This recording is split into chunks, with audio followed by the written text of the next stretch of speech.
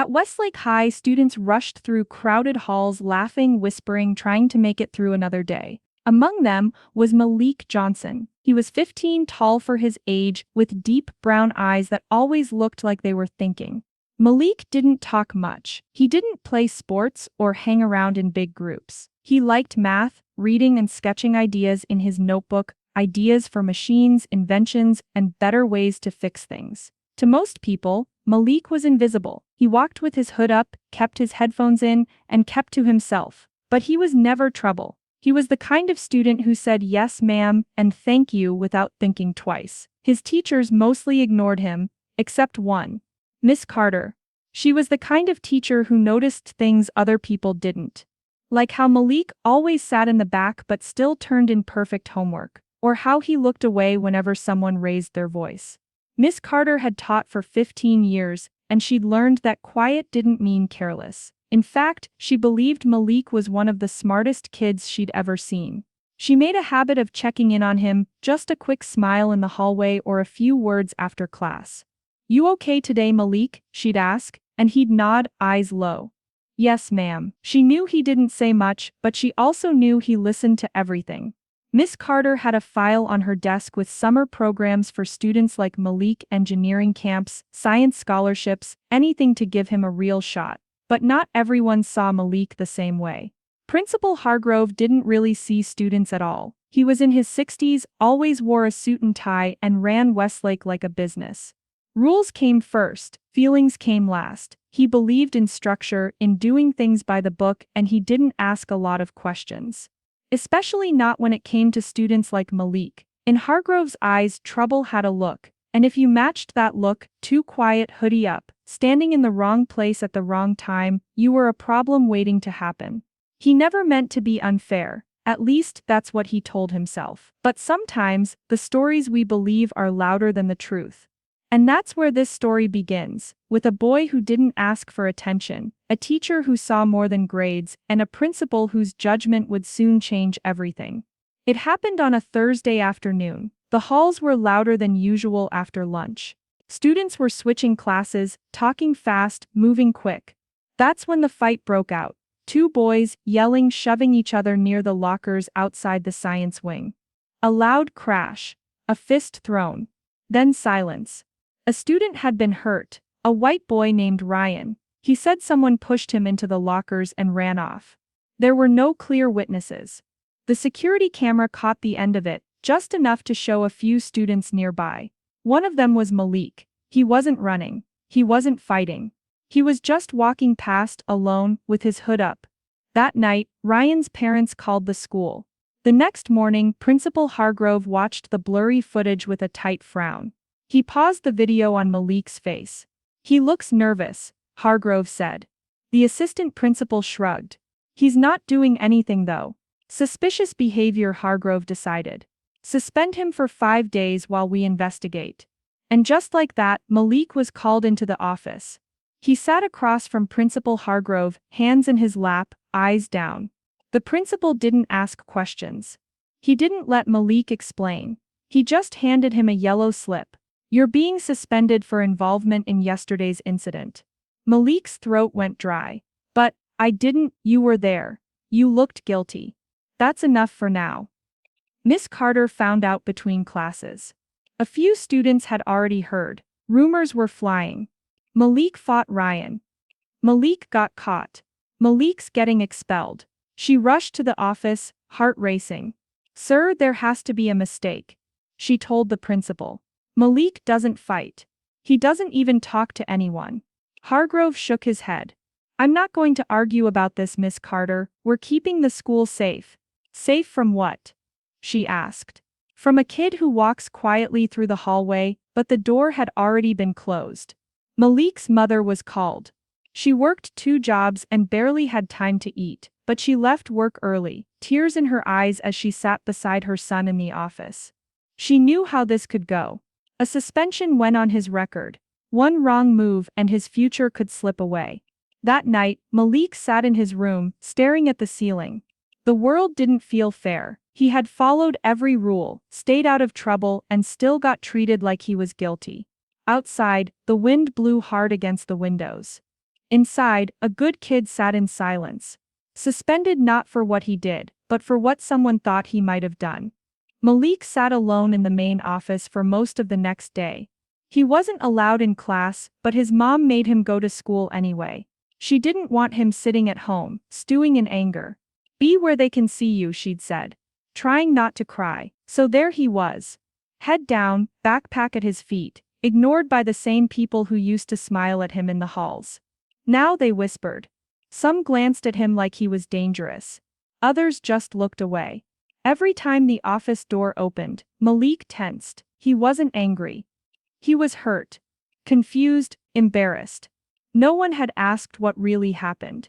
They just looked at his skin, his hoodie and the way he didn't talk much, and decided that was enough. Miss Carter walked past the office and saw him through the glass. Her chest tightened. She couldn't shake the feeling that something was deeply wrong. Malik wasn't the first black student she'd seen get suspended over suspicious behavior. She'd seen it before, different faces, same story, and she was tired of it. That afternoon, after her last class, she pulled out a file from her cabinet. It was filled with notes she'd quietly kept over the years. Disciplinary actions. Names. Patterns, and the pattern was loud. Black and brown students made up less than a third of the school, but they filled more than half the detention and suspension reports. Most were for things like talking back, or not following dress code. Vague things. Easy things to punish if you already believed a kid was trouble. And now Malik had become just another name on that list. But Miss Carter knew she couldn't rely on feelings alone. She needed proof, so she went to the school's security team and asked to review camera footage again, this time from the classroom across the hall from where the fight happened. No one ever checks that camera. The guard said, it's just pointed at the door. Still, Miss Carter said, I'd like to see it. What she found made her heart pound. The video was clearer than the hallway footage. It showed two boys arguing, neither one was Malik. One of them shoved the other into Ryan, who fell against the lockers. Malik wasn't even in the frame until after the fight had ended. He had arrived seconds later, walking past, looking confused. He hadn't fought, he hadn't even stopped to watch. Miss Carter sat back in her chair, breathing hard. She had the truth. Now she had to decide what to do with it and how far she was willing to go. Because standing up for Malik might cost her more than just her time. But doing nothing, that would cost him everything. Time was running out. Malik had only 3 days left on his suspension, but the damage was already done. He wasn't just worried about his grades, he was worried about his future. He had spent months preparing an application for a summer engineering program at a nearby college. It was a big deal. They only accepted 20 students from the whole state. Malik had the grades, the recommendation from Miss Carter, and a personal essay he worked on every night after homework. But now, everything felt like it was falling apart. He didn't know if the suspension would go on his record. He didn't know if the program would still consider him. He didn't know how to explain what happened without sounding angry, or worse, guilty. At home, he sat in silence. His mom tried to comfort him, but her voice was tired. She was scared too. One mistake, even one that wasn't his, could follow him forever. Meanwhile, Miss Carter wasn't giving up. She printed the video and took it straight to Principal Hargrove's office. She played the footage, paused it, explained it, and waited for him to say something. But he didn't say much. The hallway footage still shows him nearby, he said, adjusting his glasses. He wasn't involved, Miss Carter snapped. You suspended a child for walking down the hall. Hargrove sighed. I made a decision based on what I saw. It's too late to reverse it now. The incident report's already filed. But the truth matters, she said. He looked at her. Cold. Dismissive. Be careful, Miss Carter, this sounds personal. It is personal, she said. Because Malik matters. And so does every other kid who's been punished for nothing. She left the office, heart pounding, hands shaking. She didn't know what would happen next, but she knew one thing. If the system wouldn't fix itself, she would take it higher. That night, Miss Carter sent an email to the school board with the video attached. She wrote a report showing the pattern of suspensions. She told them what she had seen, what she had found, and what had been ignored. The board didn't respond right away. But they didn't stay silent, either. 2 days later, Malik's mom got a phone call. The school board wanted to meet with her. With Miss Carter. With Malik. The next morning, Malik walked into the meeting, nervous but standing tall. He answered every question. He told the truth. When the video was played, the room fell quiet. The board members didn't say much at first. But their faces said everything. They saw what Miss Carter had seen. They saw the mistake, they saw the bias, and slowly something started to shift. The school board took a full week to make a decision. For Malik and his mom, it felt like forever. Every day, they waited. Every night, they hoped. He kept thinking about the program he might not get into, the friends who stopped talking to him, and the way people looked at him now, like he was something to fear. Finally, the email came. The suspension had been overturned. The board officially cleared Malik's name and wiped the record clean. They said he had been punished without enough evidence. They said a mistake had been made. But it wasn't just a mistake. Not really. The board started looking deeper. Miss Carter had included more than just Malik's case in her report. She showed a list of other students, mostly Black and Latino, who had been suspended for small things, wearing the wrong shoes, being late, talking back, looking aggressive. Nothing serious, nothing violent, but the punishments were serious, and that pattern couldn't be ignored anymore. A month later, the board announced that Principal Hargrove would be stepping down early. Officially, he said it was retirement. But everyone knew why he was leaving. Some teachers were shocked, others weren't. Miss Carter didn't celebrate. She just felt relieved, not because someone lost a job, but because the truth was finally seen, because Malik had been heard. Still, not everything was fixed. Some students apologized to Malik in quiet voices, when no one was around. One girl slipped him a note that said, "Sorry, I believed what they said. I was wrong." Others never said anything at all. They avoided him, pretended it never happened. And even though the suspension was gone from the record, Malik still carried the weight of it. The memory of being treated like a criminal. The feeling of sitting in that office, while people decided who he was without even asking. It left a scar. Miss Carter gave a speech at the next teacher training. She stood in front of a room full of adults, and said, "Bias doesn't always scream. Sometimes it whispers. Sometimes it wears a suit and calls itself just doing the job. But it still hurts. It still leaves marks, and it still ruins lives." She paused, then added, "If we care about these kids, we can't just see their behavior. We have to see their story." The room was quiet after that. But slowly teachers began talking. Some started asking more questions before handing out punishments. Others looked at their own habits. The board brought in bias training for staff and added new rules to make sure what happened to Malik didn't happen again. Change wasn't fast, it wasn't easy. But it started. And that, Miss Carter thought, was something. Malik didn't smile right away. Even after the suspension was erased and his name was cleared, he stayed quiet. He kept his head down, just like before. But something inside him had changed. The world had shown him how unfair it could be, and how loud the truth had to be finally be heard. But it also showed him something else, that he wasn't alone. Miss Carter kept checking in, just like always. But now other teachers did too. They asked how he was doing, if he needed help, if he wanted to talk. He didn't say much, but he noticed. And he appreciated it. 2 weeks later, Malik got another letter in the mail, this one from the engineering program. He had been accepted. His hands shook as he read it.